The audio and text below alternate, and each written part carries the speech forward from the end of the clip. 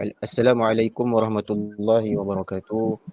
Waalaikumsalam. Waalaikumsalam warahmatullahi wabarakatuh. Alhamdulillah rabbil alamin. Wassalatu wassalamu ala rasulillah wa ala alihi wa sahbihi ajma'in.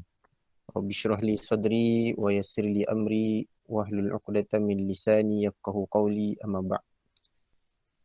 Tuan-tuan, puan-puan, haji, hajah, ibu-ibu, ayah-ayah yang saya kasih sekalian, segala puji bagi Allah Subhanahu Wa Taala kerana mengizinkan kita lagi untuk dapat bersama-sama di dalam perbincangan kita pada hari ini. InsyaAllah kita akan teruskan lagi pembacaan ataupun perbincangan kita berdasarkan buku Qawaid Quraniyah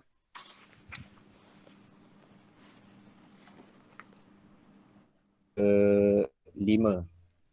Sebelum daripada itu, sama-samalah mudah-mudahan apa yang kita lakukan pada hari ini adalah di antara yang Allah Subhanahu Wa Taala lihatnya sebagai satu kebaikan yang mudah-mudahan menjadi asbab kepada terangkatnya wabak dan juga bala ataupun musibah yang sedang menimpa kita semua, sehingga kan segala urusan seharian tergendala, ibadah juga tidak dapat nak dilakukan dengan sempurna. Bagi yang lelaki, solat Jumaat tak dapat, dan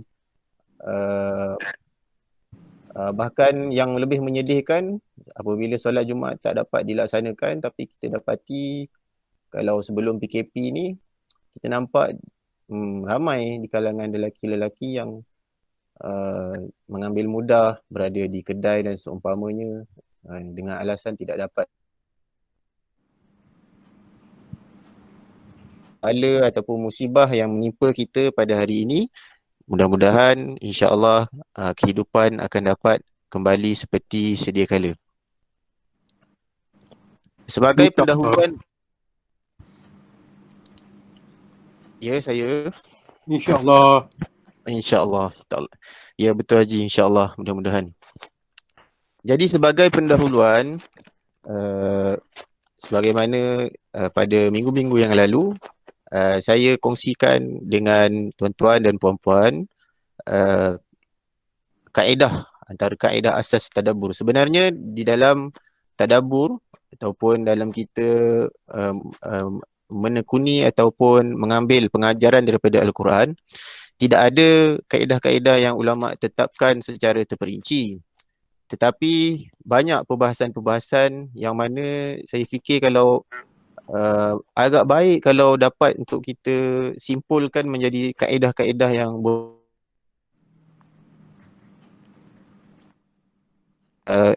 dipraktikkan di dalam kehidupan seharian kita. Kaedah yang saya nak kongsi pada hari ini iaitulah disebut sebagai inzalul Quran alal waqi'.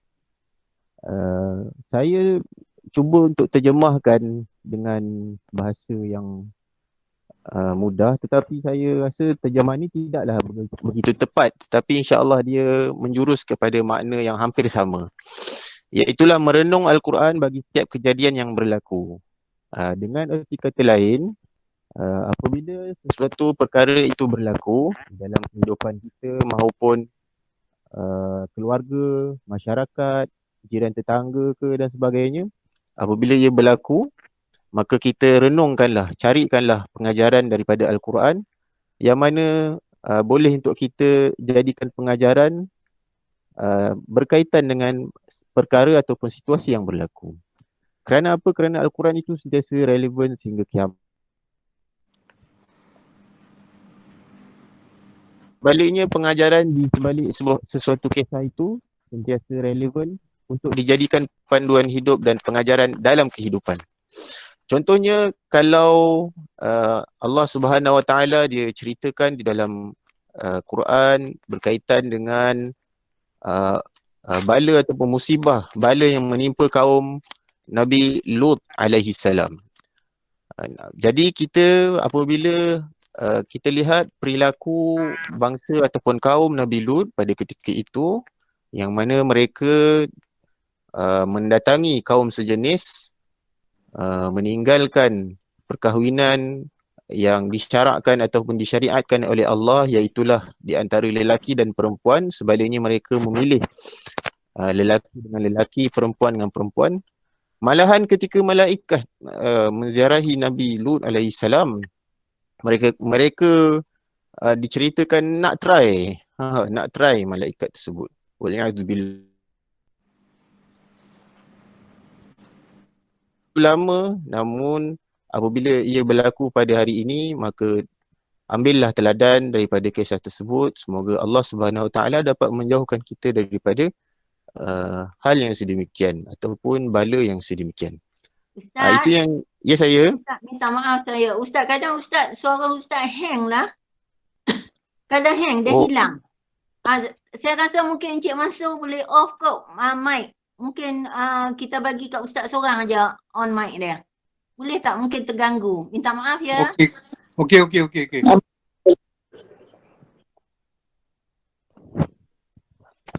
Okey, saya ataupun mungkin line internet saya Allah Akbar, tadi nampak macam okey je. Okey, tapi kalau ada tersangkut-sangkut nanti boleh bagi tahu semula ya, insya-Allah. Okey, seterusnya sebagaimana yang kita selalu mulakan, untuk kita mengambil,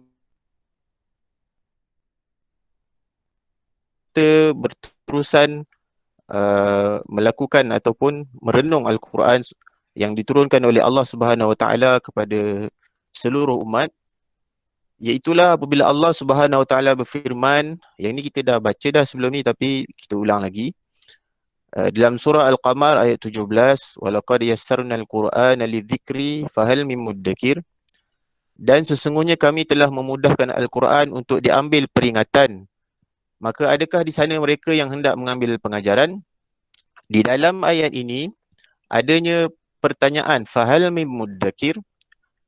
Maksudnya apabila Allah Subhanahu Wa Taala telah menjadikan Al-Quran ini sebagai suatu peringatan yang mudah untuk diambil. Dengan arti kata lain, begitu banyak ayat-ayat yang tidak memerlukan kepada pentafsiran yang panjang lebar, ia dapat diambil pengajaran. Maka adakah di sana orang yang hendak mengambil pengajaran?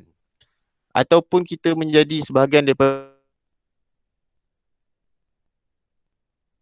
mudah-mudahan Allah memilih kita untuk menyahut pertanyaan Allah ini, untuk kita mengambil ataupun untuk kita tadabbur dan mengambil pengajaran daripada Al-Quran. Kerana sesungguhnya mereka yang lari jauh daripada mengambil peringatan daripada Al-Quran, Allah Subhanahu Wa Taala menyebut bahawa hidupnya akan sempit. Wa man a'rada an dzikri fa inna lahu ma'isyatan dhanka. Siapa yang berpaling daripada peringatan aku, yakni Al-Quran, fa inna lahu, sesungguhnya bagi dia ma'isyatan dhanka, kehidupan yang sempit, susah, hati senak, jiwa sentiasa tidak tenang dan seumpamanya. Seterusnya yang kedua, yang ini bukan ayat Quran ke ataupun hadis Nabi ataupun sirah para ulama. Seorang pensyarah nama dia Yoshidi Kozai, saya tak tahu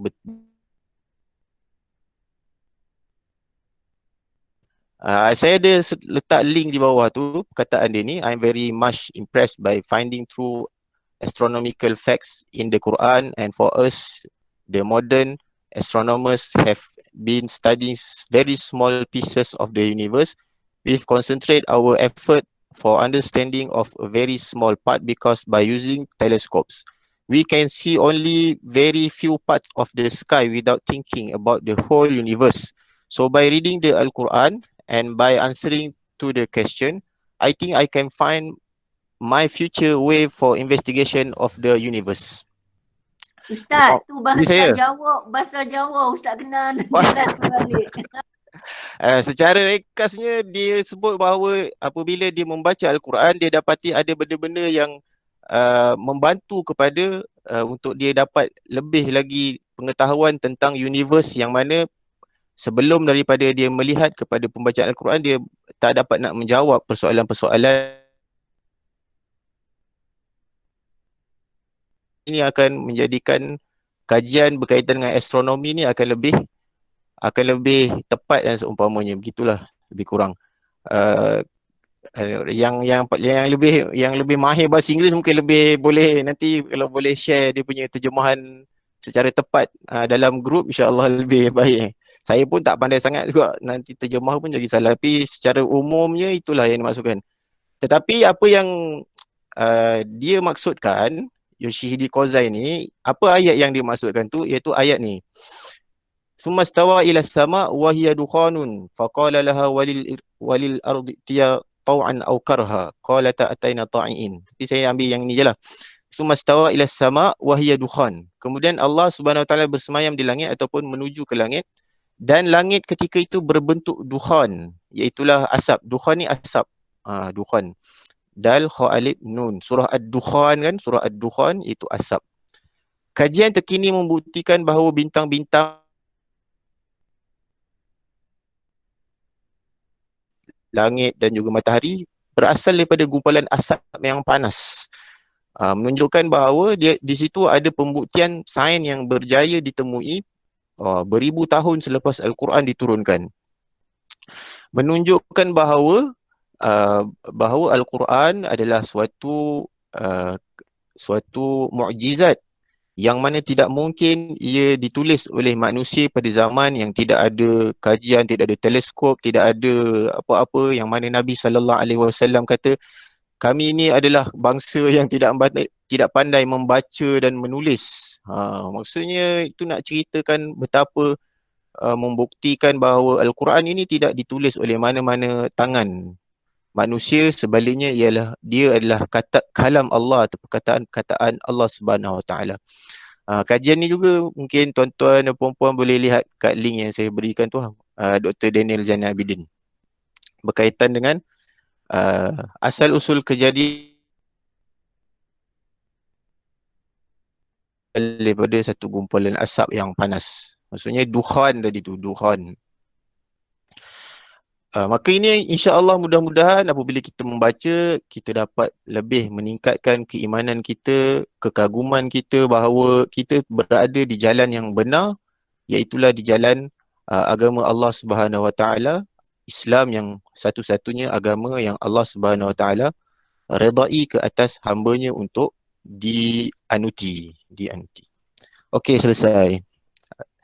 Seterusnya kita masuk kepada asas yang kelima, kepada perbincangan kita daripada kitab Qawaid Quraniyah oleh Dr. Umar bin Abdullah Al-Muqbil, iaitulah kaedah yang kelima ataupun asas yang kelima, iaitu yang saya namakan sebagai orang yang berdusta tetap akan rugi dan dicela ataupun tercela. Asas ini diambil daripada firman Allah Subhanahu Wa Taala dalam surah Taha ayat 61. Allah, sungguhnya orang yang berdusta itu tetap akan rugi dan tercela. Di dalam ayat ini ataupun perkataan iftara, iaitulah salah satu terjemahan dia ialah berdusta.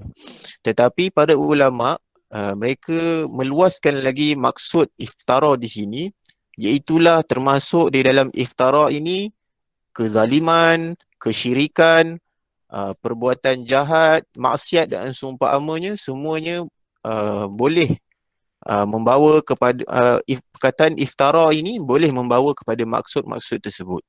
Maksudnya mereka yang mensyirikkan Allah, mereka akan rugi dan dicela. Mereka yang menzalimi orang lain, mereka yang menzalimi diri sendiri, melakukan maksiat, mereka semua akan tetap rugi dan dicela. Okey, seterusnya. Sebelum tu, sorry. Perkataan khaba, iaitulah, kalau kat sini saya ada bagi dua maksud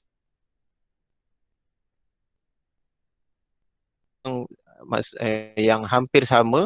Maksudnya dia akan menyesal, dia akan susah dan seumpamanya. Dia akan musnah, halak, dia panggil halak. Dia akan musnah. Perkataan khaba juga membawa konotasi khaba ini juga membawa maksud yang banyak, tetapi pada asasnya dia membawa semuanya menuju ke arah benda-benda yang tidak baik, yang tidak yang tidak baik seperti dia rugi, dia akan menyesal dalam kehidupan dia dan seumpamanya. Okey, latar belakang ayat ini. Ayat ini menceritakan tentang kisah Nabi Musa alaihissalam dan Firaun bersama dengan ahli-ahli sihirnya. Kan kita tahu dalam kisah Nabi Musa, apabila Nabi Musa alaihissalam dia campakkan tongkat dia, dan tongkat dia menjadi ular yang memakan ular-ular yang ular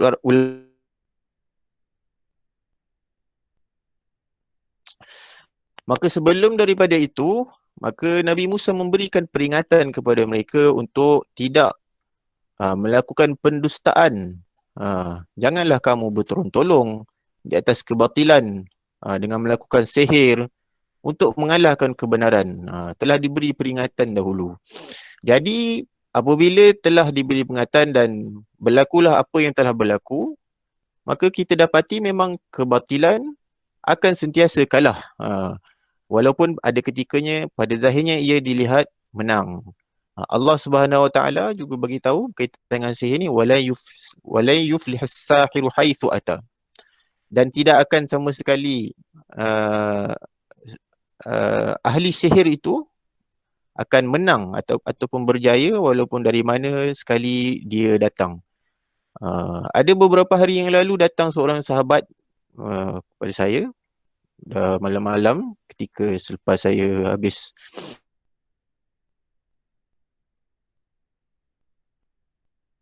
beliau kata beliau seperti disihir, rasa senak dada dan seumpamanya. Maka antara perkara yang saya ingatkan iaitulah untuk dia sentiasa ingat bahawa tidak akan sihir ini menang sampai bila-bila walaupun kelihatan dia menang. Maksudnya nampak kawan tu lemah, susah untuk hidup, makan tak lalu, muntah-muntah dan seumpamanya. Malam-malam diganggu, tidak boleh tidur, datang mimpi-mimpi yang menakutkan dan seumpamanya. Seolah-olah kalah, seolah-olah sihir itu menang. Tetapi ketahuilah hakikatnya sihir itu tidak akan menang sama sekali apabila kita telah sampai ataupun berjaya sampai kepada tahap kita mengalahkannya. Saya suka untuk kita lihat back to the kembali melihat kepada sejarah para sahabat Nabi sallallahu alaihi wasallam dan Nabi sendiri berkaitan dengan gangguan-gangguan dalam masyarakat Melayu. Banyak cerita-cerita yang kita tengok, sama ada Korea ke, cerita orang putih ke, atau cerita Melayu sendiri, semua nak ceritakan tentang betapa kuatnya jin dan syaitan. Kita hidup ataupun membesar dengan melihat mereka ni suatu makhluk yang ditakuti. Dia boleh menyakitkan kita dan seumpamanya. Maksudnya dia kuat, nampak dia adalah makhluk yang kuat, makhluk Allah Subhanahu Wa Taala yang kuat. Yang mana kita lihat mereka seolah-olah lebih kuat daripada manusia. Tetapi kalau kita melihat balik kepada sejarah Nabi sallallahu alaihi wasallam dan para sahabat, kita nampak mereka ni lemah sangat. Bahkan terkucil-kucil sebenarnya mereka dengan orang Islam. Nabi sallallahu alaihi wasallam pernah mencekak leher Ifrit dan kemudian baginda bagi tahu bahawa kalau aku nak, aku boleh cacak kau kat tiang masjid ni dan jadi mainan anak-anak Madinah.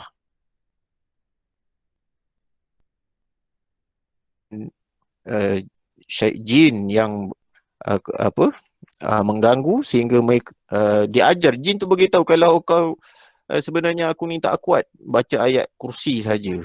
Dia pula jin ajar untuk baca ayat kursi, tu dia pun lari.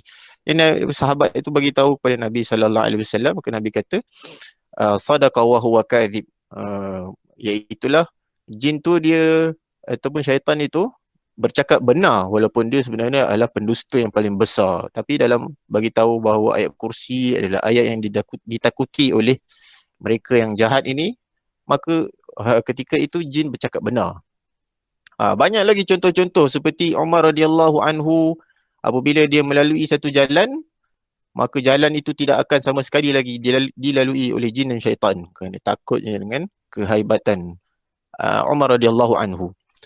Jadi kita nampak berbeza sejarah orang Islam dengan realiti kita pada hari ini. Meresap dalam jiwa semua umat Islam, inna kaida syaitani kana dha'ifa. Sesungguhnya tipu daya syaitan itu adalah lemah. Tetapi itulah asas dia ataupun prinsip utama untuk dia menjadi lemah ialah kita kuat. Once kita lemah, dia kuat.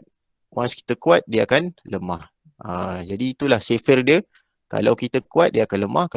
Kalau kita lemah, dia akan kuat. Okey. Pendustaan. Pendustaan ini adalah satu benda yang tercela. Wa qad khaba man iftara. Dalam semua aspek tidak ada kebenaran untuk berdusta. Nanti kita akan bincang mana tempat yang boleh berdusta. Tetapi pada asasnya, kaedah ini menyebut bahawa wa qad khaba man iftara. Di dalam ayat ni, saya patah balik.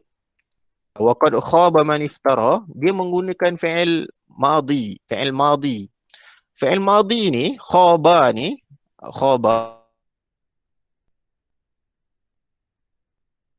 ini menarik dia apabila disebut dia akan tidak akan pernah, lebih kurang macam itulah. Orang yang menipu ni pada asasnya tidak akan pernah berjaya. Maksudnya tidak akan pernah berjaya, bahkan orang yang menipu ini sentiasalah berada di dalam kerugian dan tercela. Okey, contoh-contoh pendustaan ni yang besar lah. Iaitulah pertama, bercakap tentang hukum hakam tanpa pengetahuan yang kukuh. Maksudnya kita bercakap tentang syariat Islam, tentang hukum hakam, fatwa dan seumpamanya tanpa pengetahuan yang kukuh. Yakni kita tidak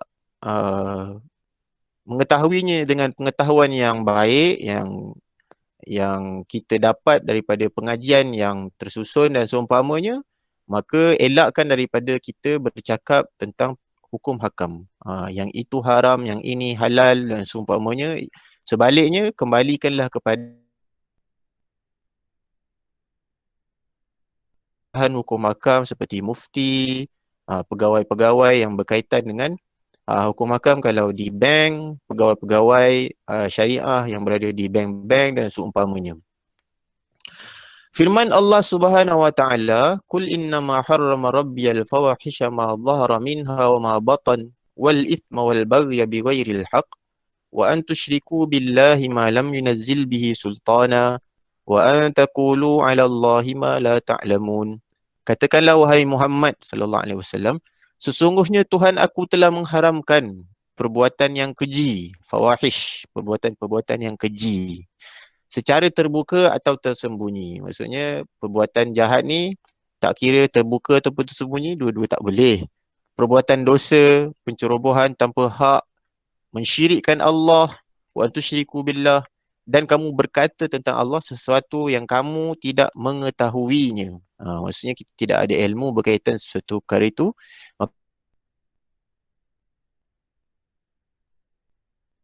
Kerana kalau kita bercakap, kalau betul, mungkin selamat, tapi kalau tak betul, maka kita telah melakukan larangan Allah Subhanahu Wa Taala.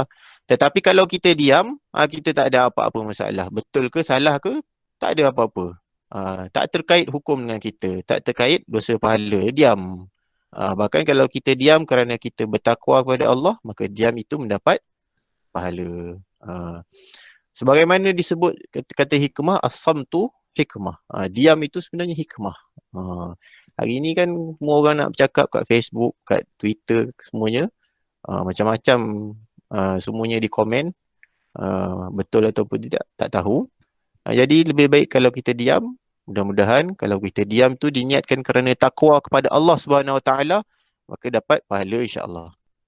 Itu yang pertama. Yang kedua, menyebarkan hadis palsu. Ini pendustaan yang besar juga. Nabi SAW bersabda, "Man kazzaba alayya muta'ammidan falyatabawwa."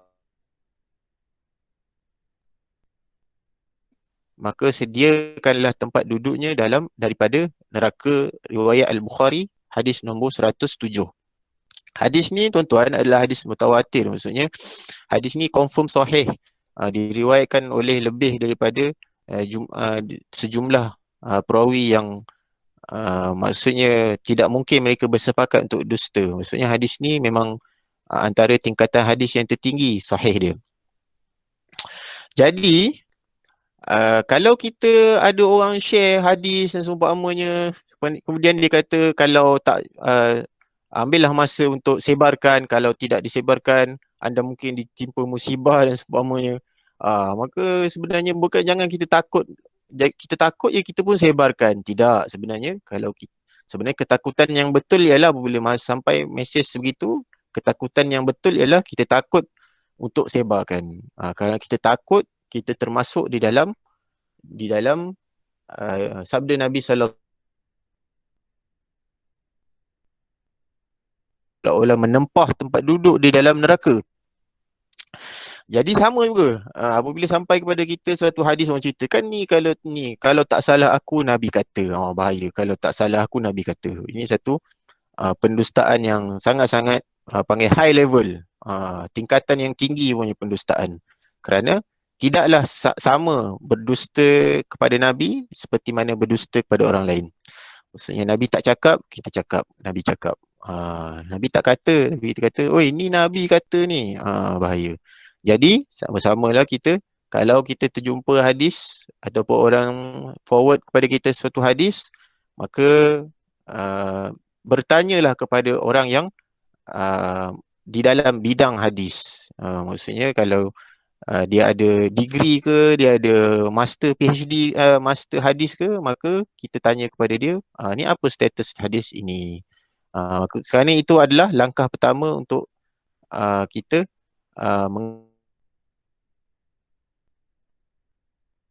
yang Nabi SAW sediakan ataupun sebut di dalam hadis ini.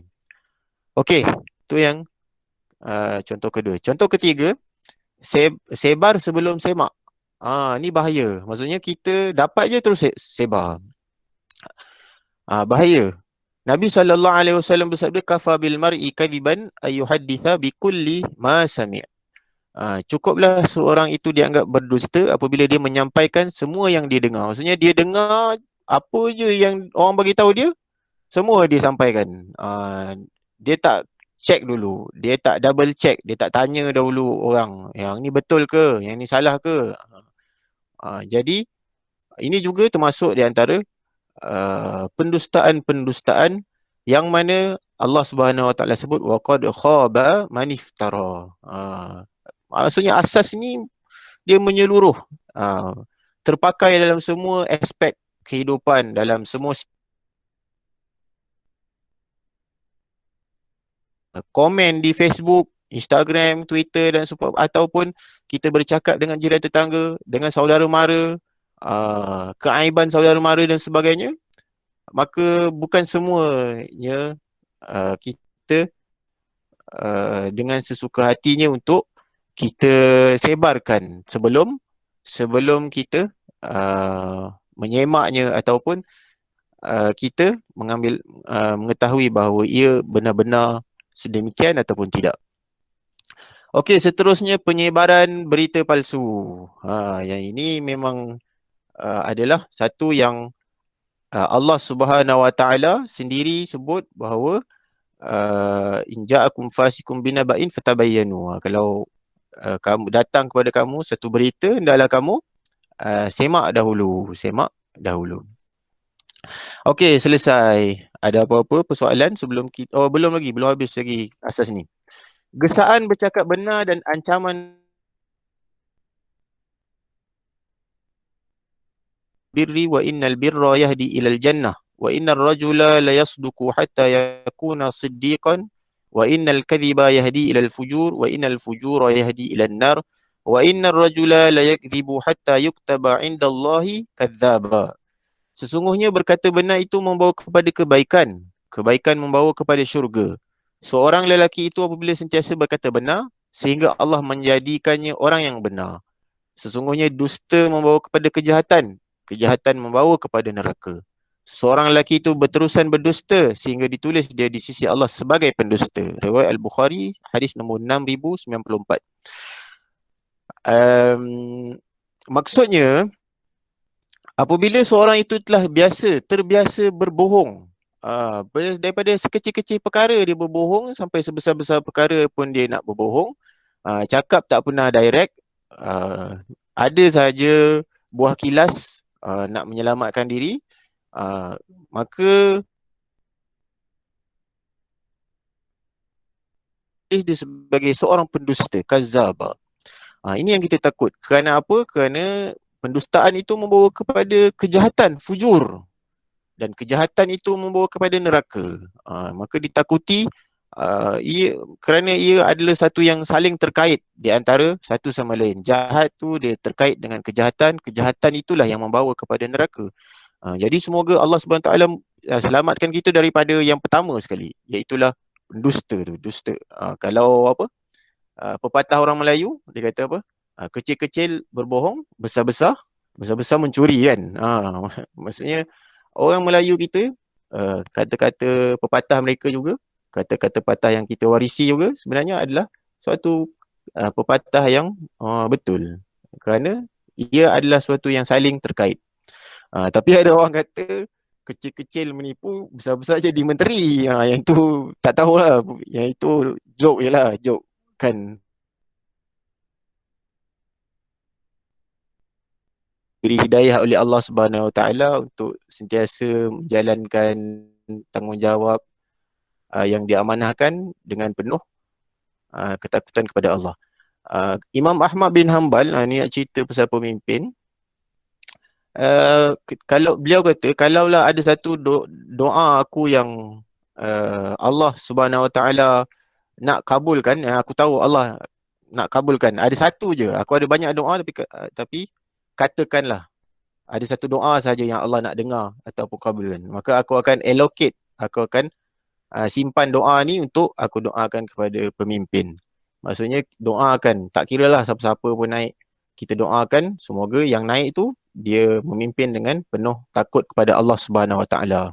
Kerana apa? Kerana itu je lah asas dia. Kalau dia takut kepada Allah, dia tak akan buat rasuah, dia tak akan menindas golongan-golongan bawahan dan seumpamanya. Kerana apa? Kerana dia adalah suatu jawatan yang mana dia ambil dengan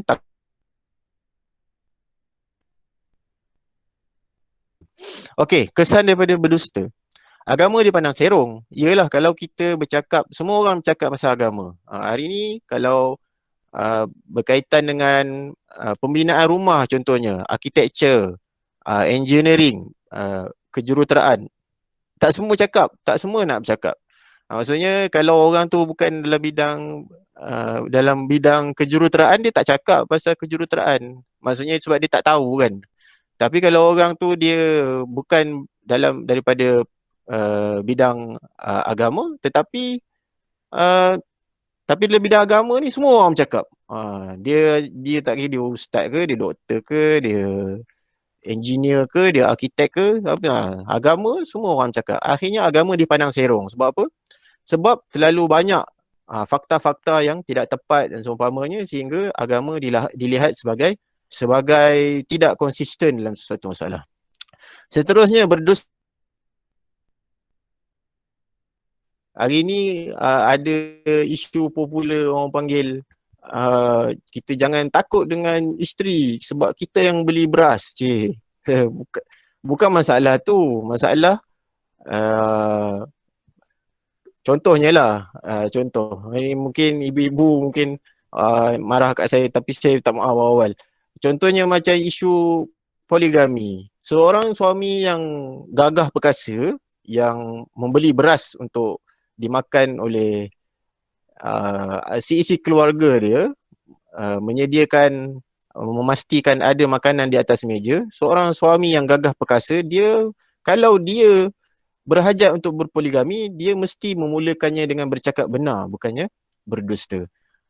Ada seorang, semua kawan-kawan saya macam-macam, tapi saya nampak itu sebagai semua kebaikan yang Allah Subhanahu Wa Taala nak berikan kepada hamba dia. Ada seorang sahabat saya ni, dia berkahwin secara sindiket. Maksudnya dia rumah perempuan tu. Dia buat dekat Malaysia, tak buat kat Thailand pun. Maksudnya dia buat cukup syarat dia. Ada wali, ada saksi yang layak, wali yang layak, suami dan isteri, dan ada akad. Jadi perkahwinan mereka ini sah. Berkahwinlah mereka, kawan saya ini dengan isteri dia yang kedua. Tetapi nak dijadikan cerita, itulah kita katakan bahawa apabila ia bermula dengan kita tidak berterus terang, maksudnya lelaki itu tidak menunjukkan bahawa dia rijal, dia adalah di kalangan rijal, lelaki-lelaki yang qawwam, yang apa orang panggil memimpin, maka akhirnya perkahwinannya rosak, bercerai dengan isteri kedua, isteri pertama meninggal dunia. Akhirnya begitulah, yang menjadi mangsa ialah institusi kekeluargaan itu. Memang adalah suatu perkara yang akan menyebabkan perpecahan rumah tangga. Melainkan adalah part-part tertentu. Nanti kita akan bincang bila boleh berdusta. Maksudnya pengecualian daripada asas. Ustaz, Ya, saya. saya nak tengok daripada kes pasal poligami ni. Dah dihalalkan oleh Allah, jadi kita tahulah banyak hikmah baik-baik dia. Ya, Cuma saya. apabila berlakunya di mana lelaki dikata kemampuan untuk berpoligami itu ialah kemampuan memberi nafkah zahir dan batin. Bila Ya, kata saya. kemampuan memberi nafkah zahir dan batin tu, kita maksudnya makan minum dia, didikkan agama dia, bimbingan dan segala-galanya. Ya, betul. Tapi ada kalanya berlaku juga poligami ni di mana lelaki tu memang tak layak langsung nak kahwin seorang pun sebenarnya. Tapi dia kahwin seorang, tapi dia kahwin juga lagi dalam ketidakkemampuan dia tu dari segi nafkah. Tapi bila dipersoalkan, dia mengatakan nak buat macam mana, dah jodoh. Macam ni Ustaz, saya cakap terang, saya tak setuju bila dia buat alasan dah jodoh, seolah dia nak letakkan dia punya kelemahan tu pada Allah. Ustaz boleh jelas sikit tak? Pertanyaan yang sangat susah, soalan yang sangat susah, jawapan dia pun betul-betul saya susah lah soalan. Tapi pada hemat saya, ni pandangan saya lah, bukan satu ketetapan.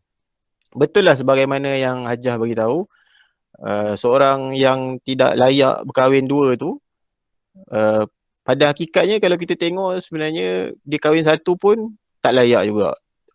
Tetapi kalau dia sehingga dia kata buat macam mana dah jodoh, ya betul lah, memanglah dah jodoh. Tetapi bukankah tetapi itu adalah satu masalah juga kalau dia sebut secara betul, secara direct begitu. Indirectly dia sebenarnya seperti nak bagi tahu hanya kerana qada dan qadar Allah SWT, dia tak ada kuasa pun nak halang. Maksudnya dah jodoh, aku tak boleh nak halang. Dah jodoh aku, dah. Ini indirectly sebenarnya dia telah membawa kepada satu fahaman akidah yang salah lah. Iaitulah fahaman qadariyah, fahaman jabariyah. Iaitulah yang mengatakan bahawa makhluk ni tak ada apa-apa kemampuan untuk buat sesuatu. Semuanya adalah pergerakan yang dia ikut saja. Allah tetapkan begitu-begitu. Sebab itulah kita kata kalau orang macam ni, kita lempang muka dia. Betul dia kita kata, ini bukan aku yang nak lempang, ini dah takdir Allah. Nak tangan aku bergerak, lempang kepala kau. Maksudnya, itu je lah.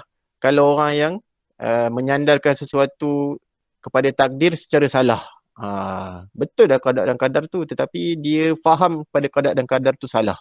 Jadi tak betul lah, tak betul. Okey, seterusnya orang panggil kalau dalam masyarakat ni lagi namam, mengadu domba, kita memburukkan orang pada perkara yang tak betul, cerita tentang sesuatu yang sebenarnya tidak berlaku, maka akhirnya memang akan berlaku pergaduhan dalam masyarakat. Jiran tetangga, kampung, taman, bahkan masyarakat di dalam social media dan sebagainya, semuanya akan bergaduh apabila hasil daripada berita palsu, pendustaan, orang tak cakap dia cakap, orang tu tak cakap, dia kata orang tu cakap dan sebagainya, maka akhirnya gaduh lah. Itu yang kita nampak kat Facebook, banyak yang bergaduh tu, itulah dia antara punca dia. Bermula dengan adanya cerita-cerita yang tak betul. Okey, seterusnya hilang rasa hormat lah. Apabila seorang tu telah diketahui dia berdusta, orang tak respect dia. Kalau dalam hadis, orang yang telah dikenal pasti, walaupun selepas tu dia dah bertaubat. Contohnya dia pernah riwayatkan satu hadis palsu. Kemudian orang dapat detect, oh ni palsu ni, kau pendusta. Kesan dia, kalaupun orang tu lepas tu dia dah bertaubat dan dia baca hadis yang sahih, orang tak respect dia. Maksudnya orang tak terima hadis dia. Kerana apa? Kerana orang dah tahu dah, dia ni pernah berdusta. Jadi orang susah nak percaya. Itu maksudnya. Sampai kan nak cerita hilang rasa hormat ni, ada satu kisah. Yang ni kisah ni dia tidaklah lucu, tapi dia nampak macam agak kurang beretika. Tetapi kenapa orang tu buat nampak macam agak kurang beretika? Tetapi kenapa orang ni buat perkara yang nampak macam tak beretika ni? Kerana dia hilang rasa hormat kepada orang yang berdosa kepada Nabi sallallahu alaihi wasallam. Maksudnya dalam satu ada satu majlis ilmu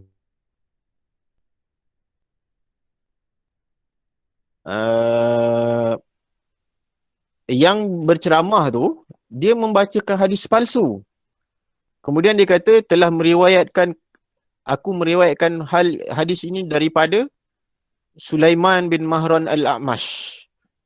Maksudnya dia riwayatkan daripada seorang lelaki. Dan nak dijadikan cerita, Sulaiman bin Mahran al-A'mash ni, dia ada dalam majlis tu. Dan dia dapati bahawa dia tak pernah pun riwayatkan ataupun sampaikan hadis ni kepada penceramah tu. Kata macam mana penceramah ni boleh cakap macam ni? Ini satu pendustaan kepada Nabi SAW. Nak jadikan cerita, dia pun bangkit. Dia cabut bulu ketiak dia di khalayak ramai. Kemudian orang marah, "Oi, apa kau buat ni? Orang tengah dalam majlis ilmu, kau cabut bulu ketiak. Sungguh tidak sopan perbuatan kamu." Kemudian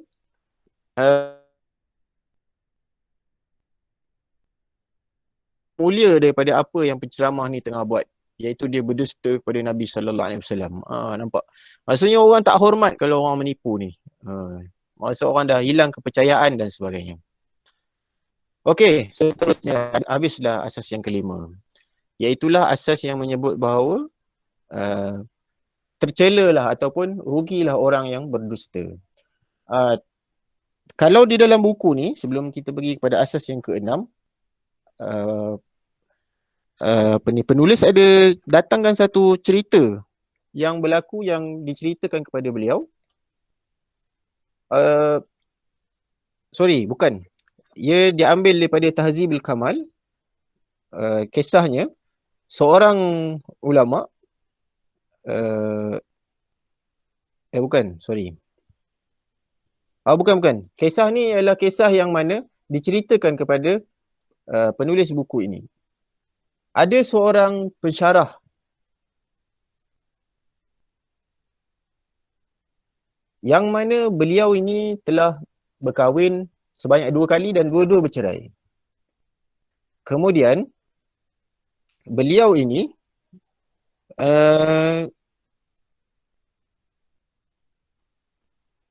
beliau menceritakan bahawa beliau ada menyukai seorang suami orang, dan beliau berpakat dengan anak saudara dia, yang mana anak saudara dia ni suka kepada isteri lelaki ni.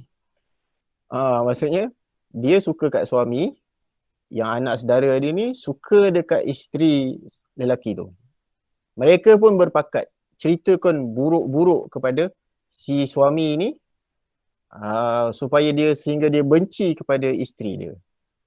Dipendekkan cerita, mereka bercerai kerana si suami termakan cerita-cerita palsu ataupun dusta terhadap isteri yang dikasihi.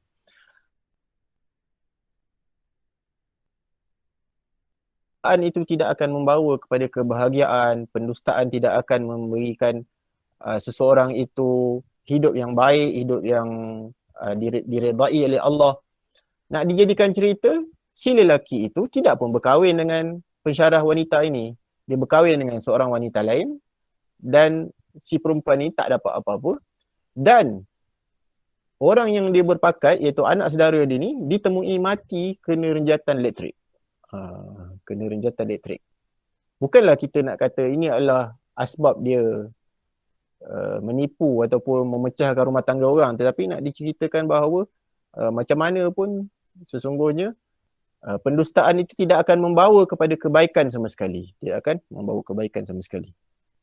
Okey, selesai kaedah yang kelima, asas yang kelima. Asas yang keenam, iaitulah perdamaian itu pilihan terbaik. Asas ini diambil daripada firman Allah Subhanahu wa Ta'ala berfirman, wassulhu khair, dan perdamaian itu adalah lebih baik. Wassulhu khair, perdamaian itu adalah lebih baik. Latar belakang ayat. Ayat ini berkaitan hubungan suami isteri yang dilanda masalah. Maksudnya hubungan suami isteri, orang Melayu kata, sedangkan lidah sendiri pun tergigit. Maksudnya perkahwinan yang ada masalah lah. Maksudnya sehingga mungkin nak membawa kepada perceraian. Walau bagaimanapun, Allah Subhanahu Wa Ta'ala sebut wasulhu khair. Perdamaian adalah lebih baik daripada perceraian. Iaitu, apa yang dimaksudkan perdamaian itu lebih baik, iaitu saling melepaskan hak antara satu sama lain untuk menyelamatkan rumah tangga. Ini kerana dalam ayat tersebut, Allah Subhanahu Wa Ta'ala memberi isyarat bahawa menjadi tabiat manusia tidak mahu bertolak ansur sekiranya ia berkaitan dengan hak dirinya sendiri. Maksudnya hak kita, ni memang kita berhak ni. Tapi ada orang secara tabiatnya ataupun secara semula jadi fitrah kita memang akan mempertahankan hak kita. Kita nak hak kita itu tertunai. Allah Subhanahu Wa Ta'ala sebut wa uhdiratil anfusus syuh. Memang itu tabiat manusia. Wa uhdirat, saya terjemahkan kali ini, sifat tidak bertolak ansur sememangnya menjadi tabiat semula jadi manusia. Surah An-Nisa ayat 128. Maksud wa uhdiratil anfusuru, wa uhdirat, maksudnya dihadirkan kepada jiwa manusia itu asyuh. Asyuh ni kalau terjemahan literal dia ialah kedekut. Tetapi asyuh ni juga dia membawa kepada konotasi yang bermaksud kedekut, iaitu kedekutlah kita tak nak hak kita ni dinafikan. Jadi dalam perkahwinan biasanya apa yang menyebabkan berlakunya pergaduhan tidak ada lain melainkan iaitu saling suami tak puas hati, balik-balik kerja tak ada lauk, tak ada masakan, isteri tengok-tengok dah tertidur, lauk tak ada, lapar. Jadi ia boleh membawa kepada pergaduhan kerana suami lapar, jadi dia rasa dia ada hak untuk hak dia ialah menjadi tanggungjawab isteri untuk masak, untuk dia menunaikan hak dia sebagai seorang suami. Tetapi Allah Subhanahu Wa Ta'ala sebut perdamaian itu lebih baik. Maksudnya isteri aku penat, mungkin dia penat melayan anak-anak ataupun hari ini dia kurang sihat. Jadi di situlah yang dimasukkan sebagai wasulhu khair. Maksudnya kita saling melepaskan hak yang kita berhak untuk dapat. Maksudnya apabila kita memang benda tu hak kita, tetapi kita let go, kita tak apalah. Mungkin bukan rezeki aku ataupun tak apalah. Untuk aku tidak dapatkan hak ini. Itu maksudnya. Okey, aplikasi asas. Wasulhu khair ni maksudnya perdamaian itu lebih baik, mendamaikan dua pihak yang sedang bergaduh. Maksudnya kalau ada di antara rakan sekerja kita ada bermasam muka kan, kita pula sama-sama office mate kan, jadi apa tugas kita? Dua orang yang bergaduh ini bukannya kita tambah lagi kita menyebelahi satu orang. Maksudnya kita dengar cerita satu pihak ni, oi macam dia betul lah. Jadi kita pun berpihak kepada dia. Maka tak selesai, pergaduhan tak akan selesai. Ini bukan sesuatu yang agama ajar kepada umat dia. Yang agama ajar ialah macam mana pun mereka ni saling menuntut hak di antara satu sama lain, maka kita jadi orang tengah. Yang Allah sebut tentang mendamaikan di antara dua pihak yang bergaduh. Contohnya yang saya bagi ni surah An-Nisa. Dalam surah Al-Hujurat pun ada juga. La khaira fi kathirin min najwahum illa man amara bisadaqatin aw ma'rufin aw islahin bainan nas. Wa man yaf'al dhalika ibtigha'a mardatillah fasawfa nu'tihi ajran 'azima. Tidak ada kebaikan dalam kebanyakan percakapan. Ataupun najwa, an-najwa ni pun boleh membawa kepada maksud berbisik-bisik, cakap perlahan. Illa man amara bisadaqatin. Maksudnya kebaikan dalam bercakap ni ialah kepada menyuruh kepada orang lain bersedekah ataupun menyuruh kepada kebaikan ma'ruf atau islahin bainan nas, ataupun kita mendamaikan antara manusia. Mereka yang melakukan hal tersebut hanya untuk mendapat redha Allah Subhanahu Wa Taala, maka kami akan berikan kepadanya ganjaran yang besar. Surah An-Nisa ayat 11.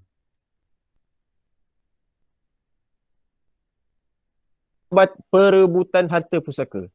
Kalau kita lihat ataupun kita renung dalam-dalam Al-Quran, kita akan dapati harta pusaka ni sebenarnya tak ada masalah.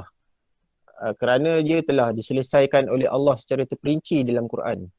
Pembahagian-pembahagian dia. Tetapi kebiasaannya memang akan bergaduh. Harta tu banyak ke sikit ke, banyak lagi bergaduh, sikit pun bergaduh. Jadi sebagai seorang yang ingin menjadikan Al-Quran itu hidup di dalam jiwa dan diri dia, maka hendaklah dia mendamaikan di antara saudara mara dia yang bertelagah tentang harta pusaka. Seterusnya, tuntutan-tuntutan di mahkamah, saman menyaman. Ini biasa, saman menyaman ni. Kalau tak puas hati orang ni kata kat aku macam ni, aku saman dia. Orang ni buat macam ni kat aku saman dia sebagainya. Maka sekiranya dia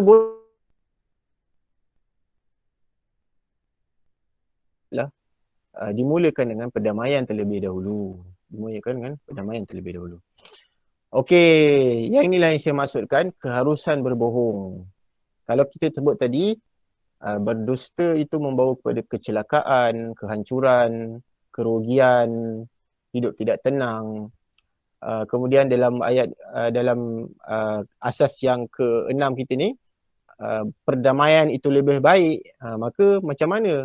Adakah jika kita nak mendamaikan di antara dua pihak, boleh tak kita tinggalkan asas yang ke-5 tadi, iaitulah kita terpaksa berdusta? Jawabnya boleh. Nabi SAW,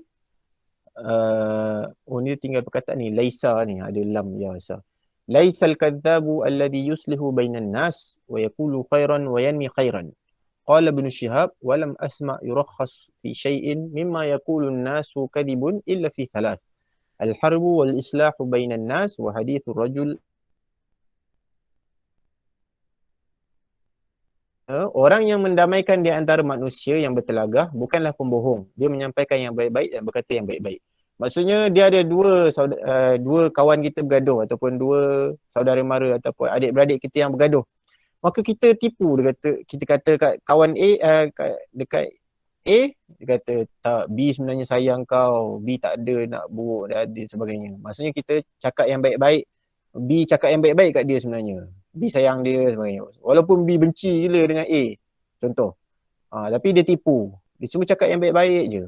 Begitu juga dia sampaikan kat B, dia kata A sebenarnya sayang kau, A sebenarnya nak baik kat kau, A sebenarnya nak berdamai, dia nak tak nak gaduh-gaduh dengan kau. Tidak, sebenarnya A memang nak bergaduh dengan B, A memang benci dengan B, tapi dia tipu. Akhirnya asbab daripada tipu ini, maka mereka berdua pun damai. Jadi dalam mendamaikan di antara dua pihak, boleh. Boleh menipu.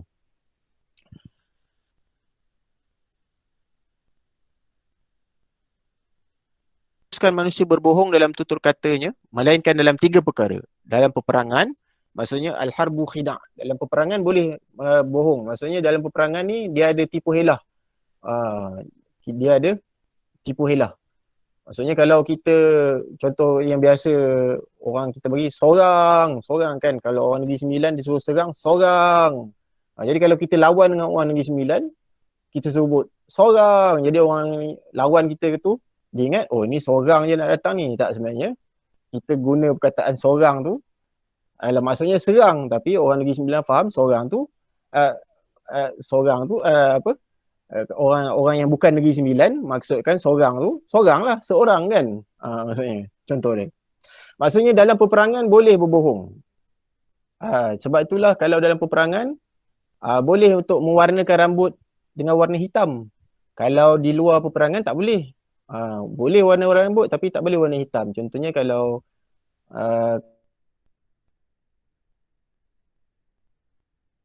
untuk kita warnakan rambut dengan warna inai merah ke, oren ke, kan, selagi mana warna tersebut tidak menghalang air daripada masuk dan bahan tersebut halal, maka harus untuk kita warnakan rambut. Tapi hitam tak boleh. Hanya di dalam peperangan sahaja boleh untuk mewarnakan rambut dengan warna hitam. Kerana apa? Sebagai satu tipu helah. Sebab apa? Sebab nanti orang ingat semuanya gagah perkasa, muda-muda semua dalam peperangan ni, contoh. Okey, seterusnya mendamaikan manusia yang bergaduh, tadi kita dah bincang. Dan yang ketiga, kata-kata pujian suami kepada isteri dan isteri kepada suami. Yang ni boleh tipu. Kata, oh handsome lah abang, kan, sedap lah masakan awak, contoh. Padahal masin kan, nak amat. Suami pula suami pula perut dah ke depan kan. Dan ya, YB, yang berperut kan, YB yang berperut.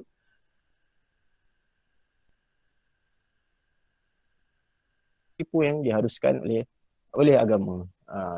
Ini adalah hadis riwayat Muslim, hadis nombor 2605. Habis, selesai untuk kita punya pertemuan pada hari ini. Dua asas, iaitulah kalau kita boleh balik semula. Asas yang pertama ialah orang yang berdusta tetap rugi dan dicela. Dan yang kedua, asas yang kedua ialah perdamaian itu adalah pilihan yang terbaik. Maksudnya instead of kita bergaduh, bercerai, maka mencari jalan tengah adalah lebih baik.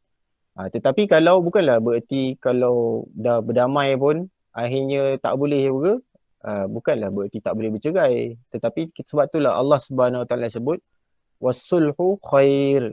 Perdamaian itu lebih baik. Maksudnya mungkin sahaja perceraian itu baik, tetapi perdamaian itu lebih baik. Jadi kalau tidak ada lagi jalan untuk boleh berdamai, maka kalau perceraian adalah kerana dia adalah suatu yang ada kebaikan padanya yang Allah sediakan selepas perceraian itu, sekiranya seseorang itu keluar daripada satu perkahwinan dengan takwa. Maksudnya dia berkahwin dengan takwa, dan kalau dia terpaksa keluar daripada perkahwinan juga, dia keluar dengan bertakwa kepada Allah Subhanahu Wa Taala. Jadi wallahu alam, untuk hari